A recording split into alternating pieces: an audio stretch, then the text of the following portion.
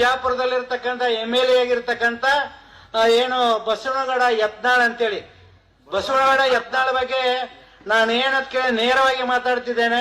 ಏನು ಅಂಜಂಗಿಲ್ಲ ಮತ್ತು ಅವನ ಬಗ್ಗೆ ಹೆದರಂಗಿಲ್ಲ. ಇವತ್ತು ಅವನಿಗೆ ಏನಾದರೂ ನಾಚಿಕೆ ಮರ್ಯಾದೆ ಇದ್ರೆ ಅಂತ ಕೇಳಿದಾಗ ನಮ್ಮ ಲಿಂಗಾಯತರ ಕ್ಷಮೆ ಕೇಳಬೇಕು. ಇಲ್ಲಿದ್ರೆ ಕರ್ನಾಟಕದ ಲಿಂಗಾಯತರು ಏನ್ ಮಾಡ್ತೀವಿ ಅಂದ್ರೆ ಅವನನ್ನು ಇಲ್ಲಿಂದ ಓಡಿಸ್ತಕ್ಕಂಥ ಕಾರ್ಯಕ್ರಮ ನಾವು ಹಾಕೊಳ್ತಿದ್ದೇವೆ ಇವತ್ತು. ಯಾಕಂದ್ರೆ ಸಾಮಾನ್ಯವಾಗಿರ್ತಕ್ಕಂಥ ವ್ಯಕ್ತಿ ಇವತ್ತು ಬಸವಣ್ಣ ಅಂದ್ರೆ ಹಗುರವಾಗಿ ಮಾತಾಡಬಾರದು. ಯಾರು ಬಸವಣ್ಣ ಬಗ್ಗೆ ಹಗುರವಾಗಿ ಮಾತಾಡ್ತಿದ್ದಾರೆ ಸ್ವಲ್ಪ ನಾಲಿಗೆಯನ್ನು ಎಣಕಿದ ಬಿಗಿಯಾಗಿ ಹಿಡಿದು ಮಾತಾಡಬೇಕು.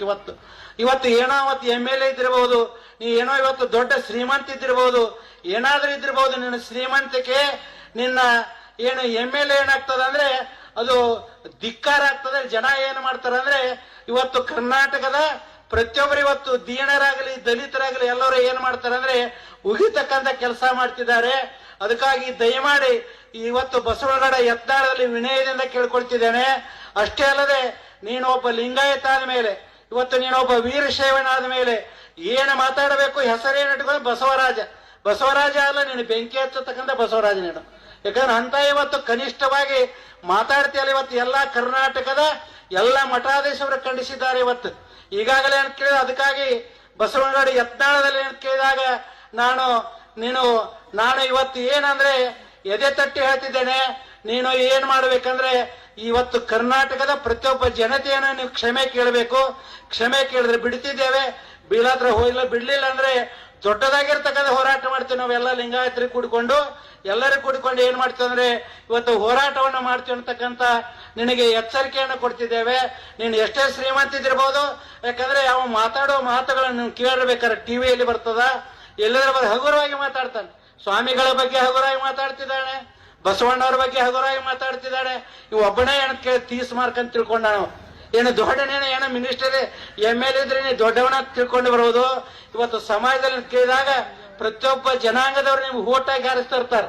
ನೀನು ಯಾರೇನು ಕೇಳಿದ್ರೆ ನೀನು ಒಬ್ಬನೇ MLA ಆಗಂಗಿಲ್ಲ. ನಿಮ್ಗೆಲ್ಲರೂ ಏನ್ ಮಾಡ್ತಾರೆ ಅಂದ್ರೆ ಶರಣು ಸಲಗರ್ ಇರಲಿ, ನಮ್ಮ ಶೈಲೇಂದ್ರ ಇರಲಿ, ಎಲ್ಲರೂ ಏನ್ ಮಾಡ್ತಾರೆ ಅಂದ್ರೆ ಓಟಾಗಿ ಯಾರಿಗೆ ಹಾರಿಸ್ತಿರ್ತಾರೆ. ಇವತ್ತು ಜನಗಳಿಗೆ ನೀವು ಗೌರವ ಕೊಡಂಗಿಲ್ಲ ಅಂದ್ರೆ ಎಂತ MLA ಇದೆ? ನಾನೇ ಬಸವಣ್ಣಿದ್ದೆ ಅಂತ ನಾಲ್ಕು ಹೇಳ್ತಿದ್ದಾನೆ ಅವ. ಅದಕ್ಕಾಗಿ ಯಾರು ಬಸವಣ್ಣ ಅಲ್ಲ.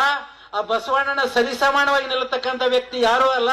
ಈ ಜಗತ್ತಿನಲ್ಲಿ ಯಾರಾದ್ರೂ ಒಬ್ಬ ಬಸವಣ್ಣ ಇದ್ರೆ 12ನೇ ಶತಮಾನದ ಧರ್ಮಗುರು ಬಸವಣ್ಣವ್ರು ಬಿಟ್ರೆ ಯಾರು ಬಸವಣ್ಣ ಆಗಂಗಿಲ್ಲ. ಸುಮ್ಮನೆ ನೀವು ಬರ್ಕೋಬಹುದು ಅಭಿನವ ಬಸವಣ್ಣ, ಆ ಬಸವಣ್ಣ ಶರಣ ಅಂತ ಬರ್ಕೋಬಹುದು, ಇದೆಲ್ಲ ಸುಳ್ಳಾಗ್ತದೆ.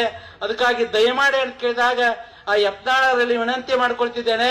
ನೀನು ತೀವ್ರವಾಗಿ ಏನು ಕೇಳಿದಾಗ ನಿನ್ನ ಮಾತೊಳಗೆ ಖಂಡಿಸ್ತಿದ್ದೇವೆ, ಅದನ್ನು ವಾಪಸ್ ತಕೋಬೇಕು. ದಯಮಾಡಿ ವಾಪಸ್ ತಕ್ಕೊಂಡ್ರೆ ಮುಂದೆ ನೀ ಆರಿಸಿ ಬರ್ತಿಲ್ಲ, ಹತ್ರ ಬಿದ್ದು ಹೋಗ್ತಿಲ್ಲ ನೋಡಿರ್ಬೇಕಾದ್ರೆ ನಾನು ಏನೋ ಈ ಮಾತನ್ನ ಚಾಲೆಂಜ್ ಕೊಟ್ಟು ಹೇಳ್ತಿದ್ದೇನೆ.